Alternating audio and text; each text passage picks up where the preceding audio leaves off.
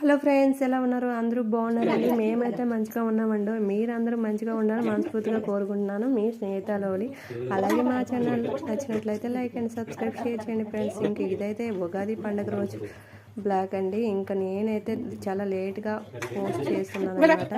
ఇంకా ఆ రోజు మార్నింగ్ 4 o'clock లేచి ఇంకా మంచిగా స్నానం చేసుకుని దేవుడికి దండం పెట్టి ఇలాగా పళ్ళెంలో బియ్యం పెట్టి వినాయకుడికి పూజ చేసి ఇలాగా శతమానంతో నెక్స్ట్ పసుపుకొమ్మతో వేరుపోస్తారండి. వ్యవసాయం చేసిన వాళ్ళు మంచి ముహూర్తానికి పోషిస్తే ఇంకా మంచి పంట వస్తుంది, మంచిగా పండుతుందని భావిస్తారనమాట. అదంతా అయ్యాక ఇంకా వంట అయితే స్టార్ట్ చేసామండి. దేవుడికి మంటలు పెట్టడం అంటారు. అన్నం, ఇంకా బెల్లం పప్పు, బెల్లం గారెలు, బెల్లం పొంగడాలు, ఇంకా మామిడికాయ పచ్చడి, ఉగాది పచ్చడి అంటారు కదా, మామిడికాయ పచ్చడి అవన్నీ చేసి దేవుడికైతే పెట్టేశామండి. ఇంకా సాయంకాలం తూర్పు సైడ్ పంతులైతే తూర్పు సైడు భూములు మట్టడానికి వెళ్ళాలని చెప్పి